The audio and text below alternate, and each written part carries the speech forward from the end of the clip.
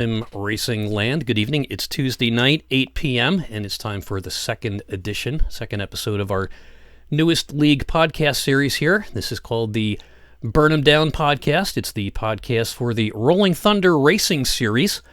They run two different events, the Gen 4 series on Sunday nights, as well as the once-a-month Rolling Thunder Money Race. We'll be talking about last week's Money Race and a big event, Battle of the Teams, coming up next month in November, with all the information you need to enter these money races, etc., and as well as everything they do is broadcast on the Global Sim Racing channel. We've got some special guests in tonight. First and third place winners from the podium from last week's race at Las Vegas. I'd like to introduce at this time Jared Mogard. He drives the number 15. He was the Vegas winner last week, and coming in third place, Colin Weatherholt, driver number 20, finishing in third place. Good evening, guys.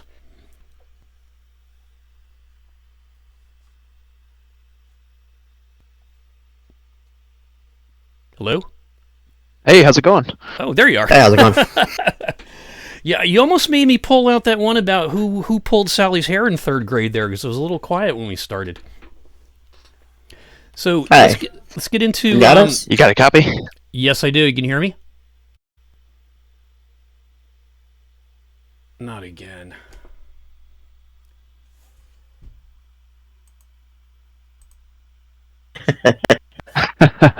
Sorry, you're cutting in and out just a little bit, so... All right, All right, let me switch something over here. Yeah, we got you. It's just like a slow motion talk. Son of a bitch.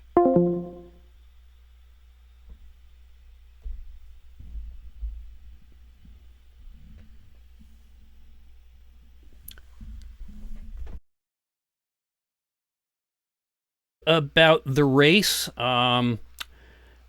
where you started when you qualified, how'd you feel with qualifying, and then once the race got going, what was your strategy to get up front or stay up front? Yeah, I think we started 12th. I guess I don't really remember where I started, but I think it was about 12th or 13th, and then actually it was 12th because we started on the outside and kind of had a weird start there. Chain reaction deal had a yellow and had to avoid all that, so it's kind of a slow start for everybody. But once we got going, it was a pretty good race.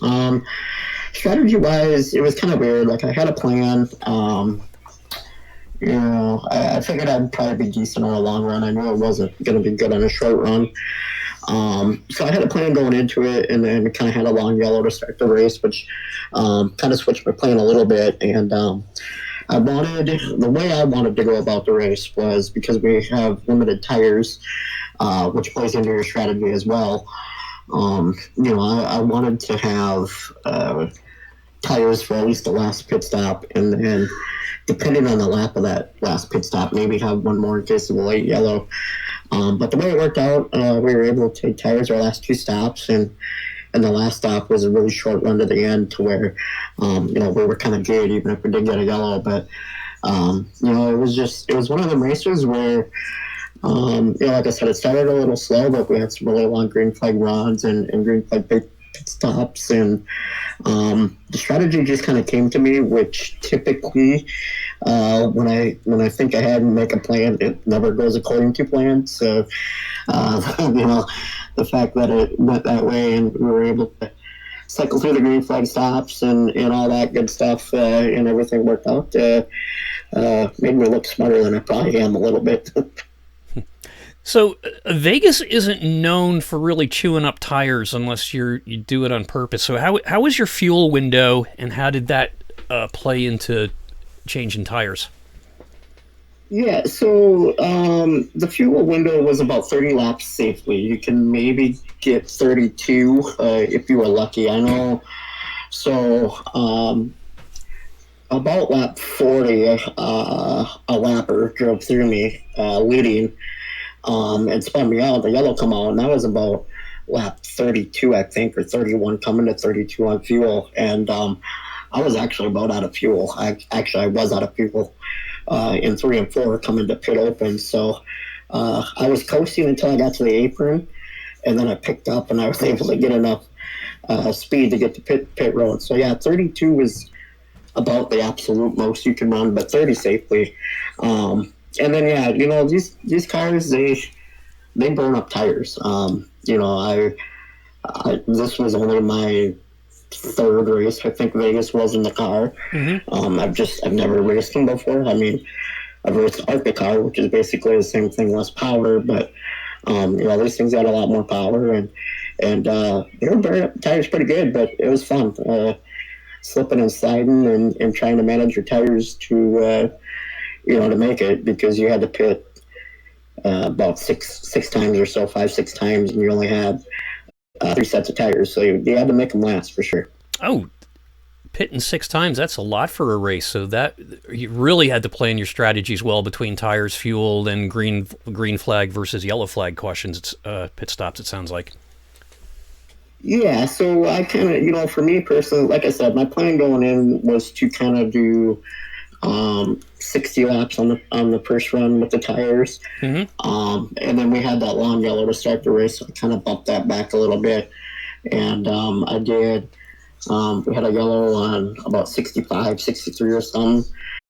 Kick tires there, and then, like I said, my last 2 stops on, I think it was about 90-ish or 100 or something like that.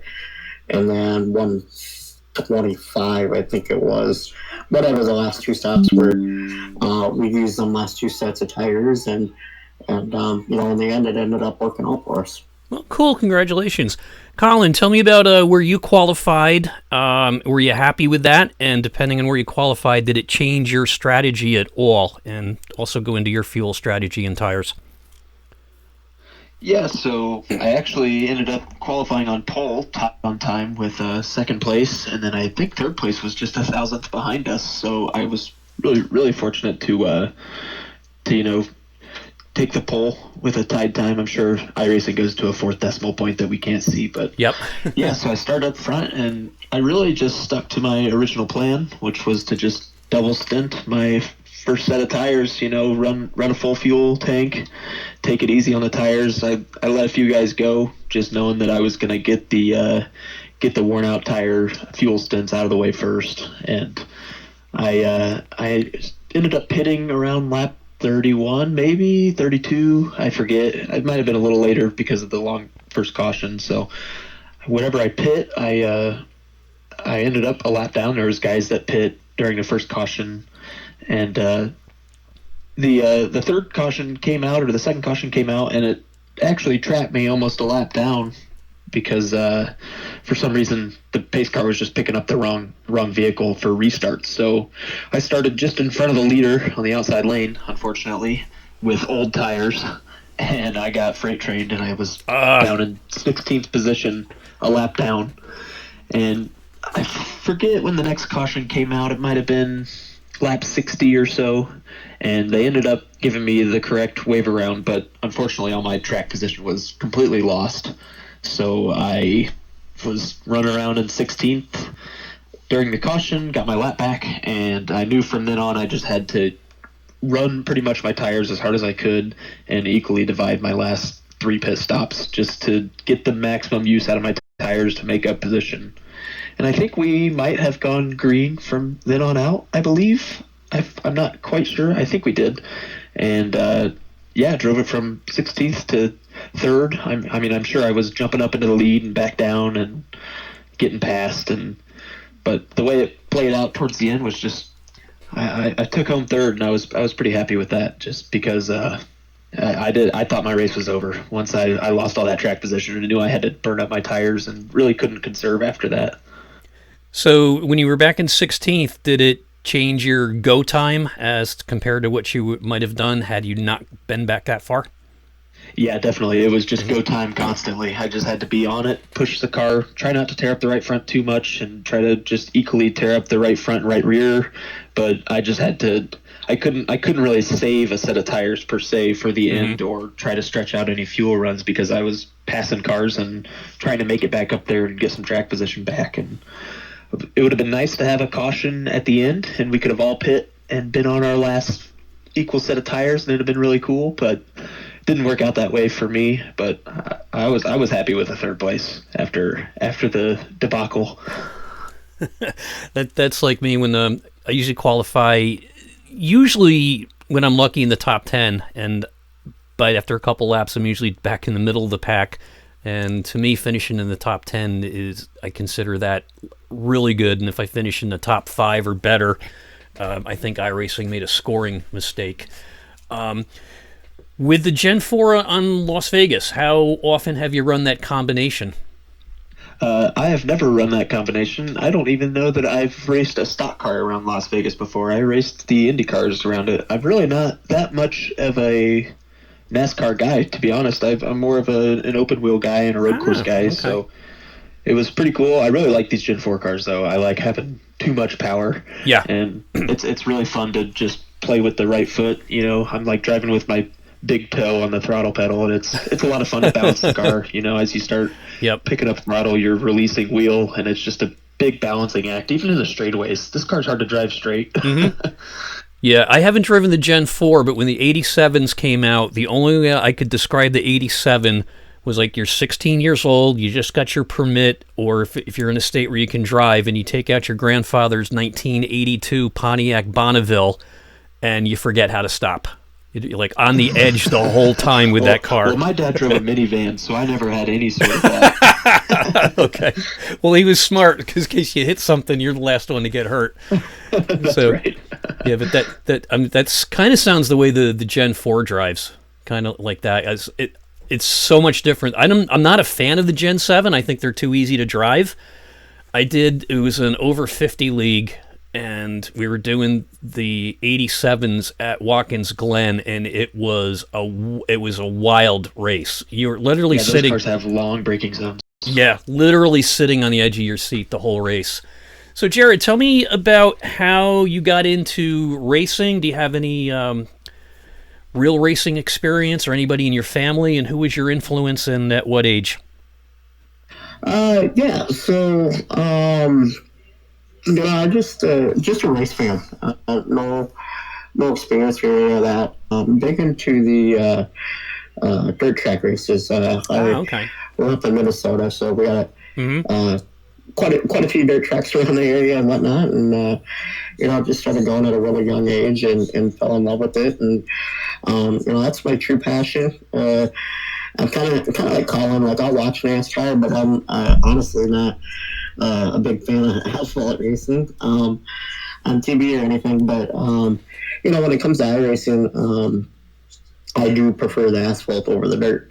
It's just I don't know why. I just do. But yeah. So that's kind of how I started. Just like I said, just started going at a really young age as a fan, and fell in love with it. It's a great way to pass some time, especially in the summertime.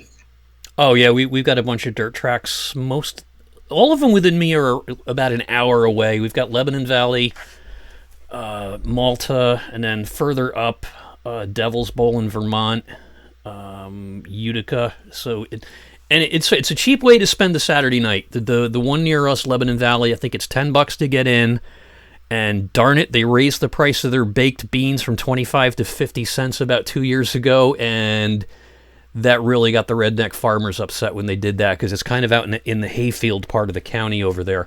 So it is a good, cheap night. When you mentioned you like dirt racing better, or asphalt better on iRacing than dirt, is there any reason for that? Do you find the iRacing dirt not quite realistic, or you just like the live dirt track better? Well, so a little bit of a backstory. I really don't know. Wasn't really going to get into this, but I suppose we can since we got the time. I am physically disabled, so birth deal. So I have been my whole life, but so I'm running on a controller as a result of that, and I feel like the asphalt on a controller in iRacing is quote unquote easier than it is on the dirt. But I'm decent at the dirt, but I'm a lot more comfortable and confident on the asphalt, and then so that's part of the reason.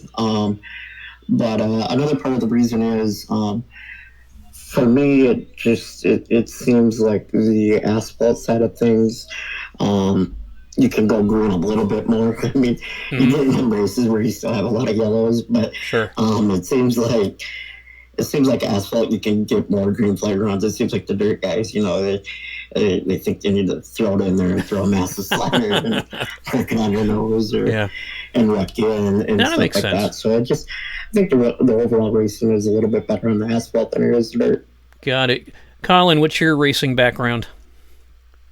Well, my whole life is racing. It seems like when I was young, my dad raced 600 micro sprints, and oh, cool.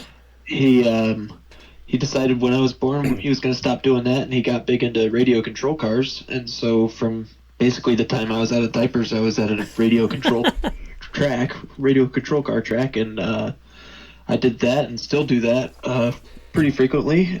As a teenager, I traveled the country and raced all the big RC races, and no went kidding. to a World Championships in Las Vegas, which Wow. I had to qualify for. So I've been doing that and did that, and always just a big race fan. I moved away from home to here to Indianapolis is where I live now, and got a job working for an IndyCar team at Carpenter Racing, and I've been there for this was my 6th season there. I've been there since I was 19. Wow. And I paint all of our race cars. Oh, that's Painter cool. by trade, I guess is what you could call me. And so yeah, I do everything. My whole life revolves around racing, and when I'm not painting real race cars, I'm painting iRacing cars for myself, or racing iRacing cars. There you go. Watching the Indy cars and going to the track there. So it's a busy racing life for me. Oh, that's awesome. Cool job. Closest I got to racing is I work over at Lime Rock Park on 3 of their big events. Sports car, which one is it? Trans Am Series, and then when IMSA is there, and then Labor Day weekend they do the historics, and occasionally they'll let me drive my truck on the track. That's about the closest. But in 2 weeks, I did get picked out of our group that works there and a bunch of us, we got 3 hours on the autocross track with Skip Barber Mustang from the Skip Barber Racing School. So that'll be my first time I've ever been really doing anything driving a race car. The fastest I've gone was when IMSA was up at Watkins Glen, and we had tickets to go up, so I entered a WeatherTech contest, and that got us tickets to into their hospitality tent and a ride around Watkins Glen, including the boot in the new Toyota Supra. And let me tell you, when you're doing 140 miles an hour coming to the chicane, and the driver's narrating what's going on, and you're doing 140, and then all of a sudden you're in the chicane doing 80, besides laughing your head off because you can't believe it, the G-forces are unbelievable. So yeah, I don't doubt that. That was pretty cool. So what got you into iRacing, Colin? Well, I was, I think, 13 years old, and it was around Christmas time. I had watched lots of those rec montages of NASCAR Racing 2003. Okay. Thought, man, that'd be cool, like to have like a real racing game on PC. I never really played PC, so one year for Christmas, my dad got me a PC, and I farted around in our 2003 for I don't know a couple weeks, and I was like, wait a second, I know this iRacing thing. Yep. And it was probably the end of my Christmas break, 7th grade, and my dad's like, well, let's just try it out. And my grandpa ended up having, for some reason, he had a Driving Force GT wheel, and he brought it over, and we set it up on the desk. Oh, cool. And I've been in and out of iRacing since then. I think I've been a member now for 11 years or so, maybe just almost 12 years. Just in and out, it's always been there, and just basically since COVID, I've gotten like really into it. I loaded up my iRacing rig and brought it down to Indianapolis from my hometown, and just been into it ever since. And then obviously when COVID happened, iRacing took off, and I was working but not at work, and it's hard to paint race cars remotely. So what I was doing is I was just working for Ed Carpenter Racing with their IndyCar Pro Invitational stuff, and basically coaching the real life drivers on how to drive iRacing because they had no idea. Oh, that's cool. Yeah, you sound like you got into it about the same time we did here, and similar situation. My son got into it. He saved up his allowance, and he got the $50 wheel and pedal combination that you strap to the dining room table, and he was using his laptop. And then all of a sudden, I get an email from iRacing, and I'm like, "What this iRacing stuff that I've been suspended for 30 days?" And I said, "Sam, can you explain this?" Because he was 13 or under 13, and he had to use my credit card to get in. He says, "Yeah," he goes, I booted some guy coming out of turn 3 at Phoenix or something and got reported." And I says, "I hope that doesn't bother me if I ever try this out." So then we built a rig down in part of my man cave where I used to do home brewing, and bought a open wheeler seat and assembly that holds the wheel and stuff, and we were still using a laptop sitting on the ground, and finally we built the platform, and it's been there ever since. So Jared, how'd you come across Rolling Thunder, and how long have you been with that league? Just recently. This is Vegas was my third race overall. I ran a money race with them there, but yeah, Vegas was a race through the season, so them are the only 2 races I've had with this deal. Oh, cool. And I don't know, I was bored a couple weeks ago and scrolling through the iRacing group deal that they got on Facebook, and seen the advertisement for the league, and kind of caught my attention. And I'm big on fixed setups because I'm not. I pay for my open setups, but I'm not smart enough or have the patience to figure out how to build them. So I like to fix setups, and that caught my eye. And again, the Gen 4 car is something that you have to drive and not hold wide open like it seems like you have to do with the truck and the Cup car. And figured, what the heck, we'll give her a shot and see how she goes. So far so good. It's a good group of guys. The admins and the officials that are there seem to be pretty good. And working through the tough deal that we had at Vegas to start. And so far so good. So looking forward to it. Oh, cool. So posting on the iRacing pages, or there's a bunch of them. I think I'm on about 10 or 12 of them, and sometimes you just look through and you just catch something, catches your eye, and you run with it and it works. Colin, how about you? How did you get involved with Rolling Thunder? Yeah, so I actually joined the league Sunday morning, right before the race. Oh, there you go. I'm fairly close iRacing friends. I say iRacing friends because I have yet to meet him in real life with Joey Atterbury, who's a commentator for GSRC and cool. iRacing themselves. And he knew that I've been running some Gen 4 stuff. We were talking in our Discord chat, and he'd mentioned something about this league, and I kind of drug my feet, didn't pay attention to it. And then Sunday morning he sends me a message. He's like, "Hey, are you going to race this? I'm commentating on it Sunday." And I said, "Yeah, what the heck?" So I got a hold of Justin, and we got all set up for the race. And I really hadn't heard about it before he mentioned it to me. So I guess I'm more of a word of mouth joined than coming across it on a forum or on iRacing or Facebook pages and stuff like that. Got it. It's hard to turn down joining because there's paychecks every race if you do well, and there's good payouts at the end of the year. And looking at the entry fee for the amount of money that gets returned, it's not a bad deal at all. Because if the league is run anywhere near how nice their website is, you're going to be in for a treat, because the website is just one of the best ones I've seen for racing, especially that landing page that comes on, or that first page with the little graphic and the of the league logo. It's pretty cool. So yeah, definitely kudos out there to the management and Justin owning the league. It looks like it's got something good started here. Yeah, the website's super nice. I had trouble logging into it at the beginning, and I ended up it was something with my internet service provider, and I landed there on my phone, and I was like, wow, this is like really, really professional. Looks really nice.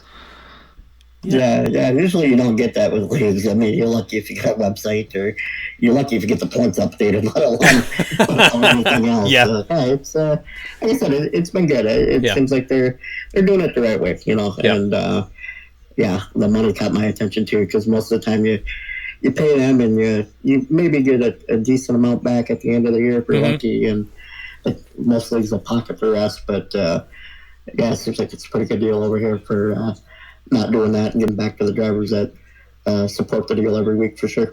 Yeah, it's definitely an incentive to show up every week when there's a chance of getting a paycheck. Because there's been other leagues that sound more like a Bernie Madoff or what's that guy in New York there with FTX, the Bitcoin guy, setting up the leagues, and then somebody stole my computer, and then meanwhile he goes up and does it again. So it definitely looks amazing. And then on the money races where like last week that it said guaranteed no matter how many enter the race. Now how many times do you see that where you've got a money race and then down on the bottom it says, oh yeah, that $10,000 is based on 75 entries.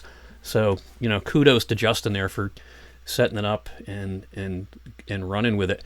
So let's take a look at review from last week at Vegas. First place is Jared Mogard, who's with us here tonight. Second place driver, car number 34, Matthew Robinson. Colin Weatherheltz, who's with us tonight, finished third in car 20. Daniel Eberhardt, third, drives car 90. He finished P4. P5 driver in the car number 2, Michael Larch. Sixth place goes to the driver of 38, Ryan M. Johnson. Drew Ballesteros in the 54, finished in P7. Matthew Molnar in car 29 finished in P8. Ninth place goes to the driver of car number 69, Randall Nichols. And in 10th is Jacob Manning, driver of car 9. Guys, before we go to the Gen 4 points, any plans for this weekend coming up for Watkins Glen? Any strategies you're looking to do there? Stay on the track. Yeah. I don't know. For me, again, my little situation there, but I like the road courses. They're a challenge.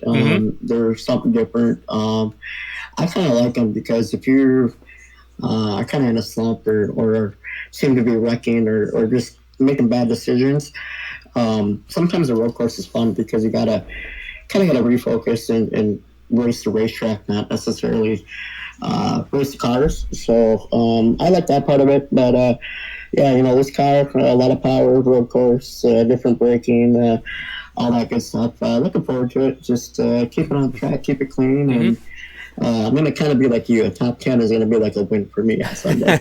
Yeah. I've been going to Watkins Glen, I think, son and I, for the last, got to be 10 years now. And for the last 8 years, we've been camping near Turn 10 by the Jackie Robinson grandstands. It's a great venue. When I'm racing it, it just seems to be...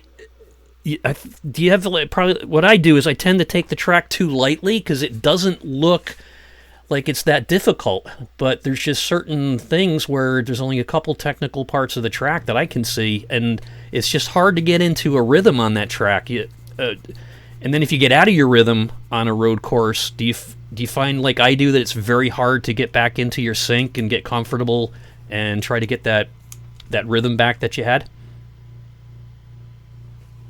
Yeah, I feel that. I mean, it's for me.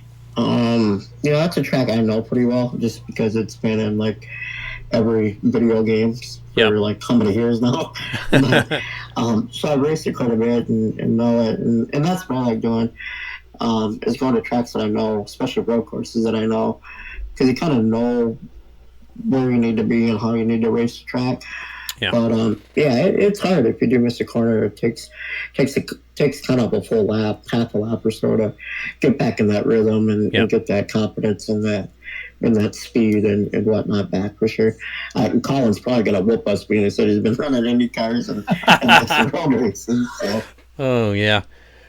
Colin, what's your strategy besides having a good paint scheme? Well, I haven't ironed out a concrete strategy yet. I don't know. I assume we're going to get three sets of tires again this week, but I'm not sure. Mm-hmm. But yeah, just keep it on the track and just keep your minimum speed up through the apex of the corners is really the biggest thing with road courses is just maximizing your entry, apex, and exit just to Yep.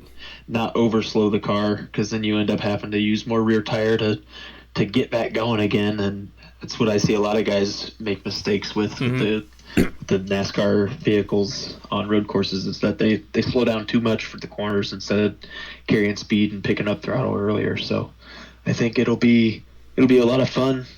I feel like I got a little chip on my shoulder now too, so I really want to go out there and hopefully do what Jared says and whoop on him. Uh-oh. That sounds like fighting words. How do you think the Gen 4 is going to handle on that track? It should be, if it's anything like the 87s, you're in for a wild ride.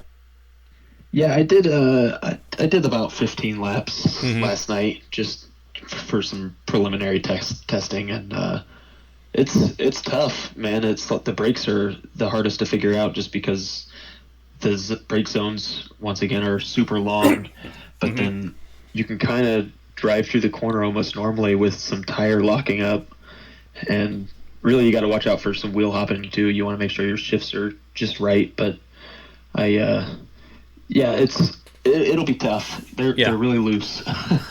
Yep. Great. What did you find the toughest corner or section of the track for you? Turn one. Turn one's always tough, Yeah. especially with the iRacing 1Xs and off tracks. It's downhill braking zone, so you have to brake sooner than you think you should. Yep. And what I it'd find be really easy to get caught up racing somebody and forget that your brake marker's before the first signboard. Yep. Brake signboard. And what gets me on turn one, because it's not a big issue to run wide over into the, to go off the track a little bit there in the overflow area. But what I've noticed on iRacing is where I get caught a lot because you think you can just follow that line on the left back onto the track, but you get tagged with driving off the track if you don't get back on before that. It's kind of very deceiving. It doesn't look like it, but I can't tell you how many times just before going up to the S's when I drive over the overflow and just trying to get back in the rhythm and get the car back under control, you think you're driving fine, and all of a sudden you get a 1X for driving off the track near that where the overflow comes back onto the track. You ever notice that? Yeah, definitely. And this series puts a big emphasis on having a 0x race. I mean, it's five bonus points, I believe. That's our league too. Yep. For a 0x race, and on a road course, that can be tough. You overshoot one corner, and that bonus points are gone. So Exactly. I think that'll be tough. The turn one off track zone is pretty strict at Watkins Glen. Yeah. I think it's the edge of the curb. Yep. The middle of the car can't pass the edge of the outside of the curb, so it'll be tough. Like I said, you can get really caught up battling with somebody and just miss your brake zone. And with these cars, it's just like you're kind of screwed because you can't slow down more than maximum deceleration. So Right. it'll just keep going straight. Yeah, and there's not a lot of room to pass on that track. Yeah, definitely. The straightaways in this car don't seem like they're as long as what you think they should be just because Exactly. the cars go so fast. Yep. I mean, you're going like 180 miles an hour before the bus stop, which is insane because you're not even Yeah. in fourth gear going to the backstretch. Exactly. Oh, and there's just so many subtle nuances on that track. Like I said, it's very deceiving because you can drive around it and seem like there's no issue with it. But I find the toughest part for me is usually turn 10. Or they call it turn 10. It's not turn 10 on when they're not using the boot, but it's that where the gravel runoff is before you go into the final turn before the stretch. It's by the Jackie Stewart grandstands. That is real tough there sometimes. So, well, good luck with it. Jared, what do you find is the toughest part of that track for you? I'd have to agree with that. The bus stop, definitely turn one. It's a corner I usually figure it out about the last 3 laps of the race, and then Yeah. forget how to do it the next time I'm there. Yep. But definitely turn 1. The bus stop too. You carry, like you said, getting it slowed up and trying to carry as much speed through there. I tend to usually spin out about 3 or 4 times in practice. Exactly. Trying to find that sweet spot. But I don't know. Like I said, I'm not one to really attack on road courses. Like I said, I my main focus when we go to road courses is just keep it on the track. And it seems like so far every time I do that, I usually come out with the top 10 finish. And for me, if I can get a top 10 finish, I chalk it up as a good point day. Exactly. I don't really lose a lot of points, so that'd be good. So it seems to work. Seems like a lot of people, or most people, have a hard time keeping it on track and spin out, lose 30, 40, 50 seconds, whatever it may be, and usually I'm able to hold them up if that happens to them or whatever. So we'll just see how it goes. Got it. So on a track like Watkins Glen, how do you like your steering ratio and force feedback setup? Well, I'll take that one from you, Jared. I just run whatever the iRacing setup is. Okay. I feel like I'm pretty adaptable with the steering. I don't even have a round. I sound a little crazy talking to Jared about this. I don't even have a round wheel for my stock car. I'm running just with a Formula wheel just because, like I said, mostly what I do is sports car and open wheel racing. So that has got to be weird running a stock car with the Indy wheel. It's not as weird as a controller. I'm trying to say here, though. Most of the time I run default ratio, typically like 12-1 if that's not the default. My biggest thing is I mess with the offset, which I think everybody kind of does. Yeah. It's just a matter of what everybody's going to tell you they're doing with it. But I mess with that more than I do the ratio. Got it. Yeah, because I like a tighter steering wheel than loose. I just feel uncomfortable, especially on a road course where there's too much play in the wheel. I'd rather give up, chewing up tires a little bit extra than having, too much play when the wheel's going. Force feedback, I just drive around a couple laps and then go to the black box and click auto and let them figure it out. And I don't even touch the open setups. Like I said, I'm clumsy when it comes to technical stuff, and even worse with the cars, because if I went in and I adjusted the camber too far on trying to do the open setup, the gas cap would pop off. So that's my experience with auto mechanics. Wait till it gets lower, the light comes on, and then you call the mechanic. So anything else you guys want to say about last week's race or upcoming? Yeah, I don't really have too much more to say. It was really fun. I'm really glad I joined the league, and it's really cool what you do here for podcasts for the league races and stuff. Thanks, appreciate it. For all of us to listen to throughout the week, and I know I'll listen back to it later this week. Cool. Yeah, kind of same boat. Thank you for having me on here, and shout out to Justin. I'm pretty sure he has some sponsors and stuff that he has behind the scenes and with the league to pay for the broadcast and, like you said, guarantee that purse that's out there, whether it be for the championship or for the monthly money deal. So shout out to him and all his partners. And, this is my first time doing this. It's something different, but I think that's kind of cool. Kind of a chill, relaxed, kind of debrief of everything. So, it was fun to be a part of it. Cool. Well, guys, congratulations on P1 and 3 at Vegas last week, and good luck at Watkins Glen on Sunday. Yeah, thanks, Greg. Great. Yeah, thanks, Greg. Have a good one. Have a good night, guys. Yeah.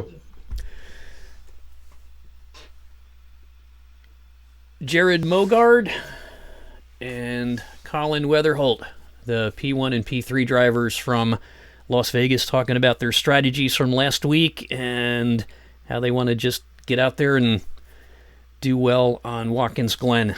Tricky course. Let's take a look at the Gen 4 League points. Currently in first place, we have Jason Mans. He has 1 win, 46 points. Colin Weatherholt is in second place with 42 points. Jared is in third with 41 points. Randall Nichols is in fourth place with 36 points. Matthew Robinson is in fifth place. He's got 36 points, as well as Randall Nichols. P6 is Luke Smith with 35. He's tied with Matthew Molnar for 35. Seth Reed and Daniel Eberhardt, as well as Ryan Johnson, kind of bunching up there at the bottom of the top 10, all with 34 points. Drew Ballesteros and Scott Crump each have 33. And that's the top 12 in the league. And Bo Tiffany has 27 points. Trevor Williams, 26, tied with Dylan Jones, 26. Dean Gagliano at 25 points, followed by Joshua Suss at 24. John Ellis Jr. at 24. Brenton Barker at 23 points. Jared Haynes at 21. Jordan Berube at 19, tied with Sean Corcoran for 19. Darwin Hanson with 15. And that rounds out the top 25 for the Gen 4 League. There was a money race back on October 5th for the Gen 4 cars at Talladega. 75-lap race and good payday all the way back to P10. A good money rich race there. Driver of the car 80, Mike Hamlin, walked home with first place finish in the grand prize of $300. Second place was Ryan Johnson, driver of car number 38. He went home with $150 and rounded out the podium. Jason Maines at P3 with $100. He drove car 12. Fourth place went to Kobe Sutphin with a $75 paycheck. Fifth place, Jake Collins, had $50 to take home with him. Sixth place, Michael Larch went home $40 richer. $30 richer was Michael Miller, driver car 11, who finished in P7.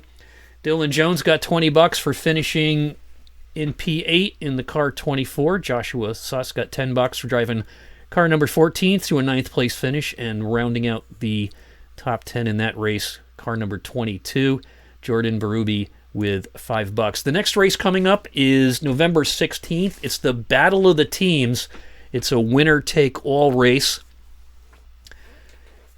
And that will be at Daytona in the Gen 4 Series, November 16th at 7 p.m.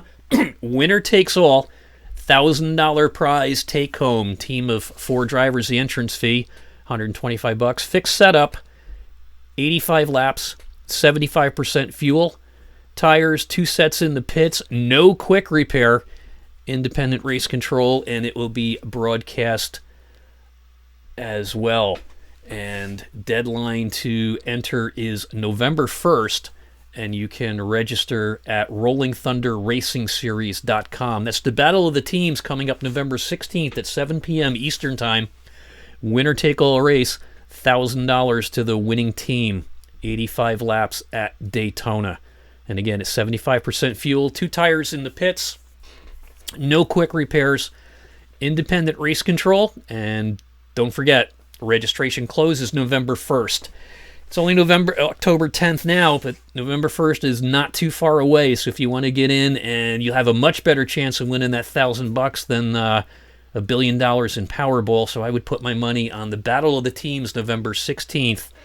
That's the Rolling Thunder money race for November. And you're listening to the Burn 'Em Down podcast. I'm your host, Greg Dreiss, and you can pick this podcast up live right now on Twitch. Later on, audio and video on YouTube. And then we download the audio and send that out to Spotify, and then it's on all the major podcast platforms. So like I said, you've been listening to the Burn 'Em Down podcast. We're going to wrap things up right now. This weekend, Watkins Glen is race day. That's the Rolling Thunder Racing Series at Watkins Glen this coming Sunday, sponsored by Admin Box. Global Sim Racing Channel will be the broadcaster that day, and that's Sunday, October 15th, 7:30 p.m. Eastern Time. The lobby opens. 8:20 p.m. Eastern Time qualifying. 8:30 p.m. green flag drops, and it's 55 laps at Watkins Glen, brought to you by Admin Box and on Global Sim Racing Channel. And this is the Burn 'Em Down podcast. Burn 'Em Down podcast with Greg Dreiss, your host, is produced by the Sim Racing Podcast We also do the Sim Racing Podcast, where we bring in everybody from the racing world and talk sim racing and real racing. We also do the Cool Down Lap for Midwestern Motorsports on Monday nights, and all these podcasts, all the 3 different ones for the 2 leagues and the independent podcast, are available on Twitch, Spotify, YouTube, and all the major podcast platforms. Right now we're live on twitch.tv/Greg Dreiss, where it will be there for 2 weeks. And then it's also lives in infamy on YouTube, and you can find that at the address at the Sim Racing Podcast Greg Dreiss. Spotify, podcasters.spotify.com/pod/show/Joe Sixpack Racing. Thanks for tuning in tonight. We'll be back next Wednesday night with the wrap-up for Watkins Glen, and talking about what will be coming up after that, as well as letting you know that the Battle of the Teams coming up in November, and you got to register by November 1st. Don't put it off. Get in there. $125 for it, and you can win $1,000. It sounds like a great race, and it should be a lot of fun. Until then, I'm Greg Dreiss, the host of the Burn 'Em Down podcast, which is the podcast for Rolling Thunder Racing Series. Stay in your lane and keep it on the track. Have yourselves a good night. Thanks for listening.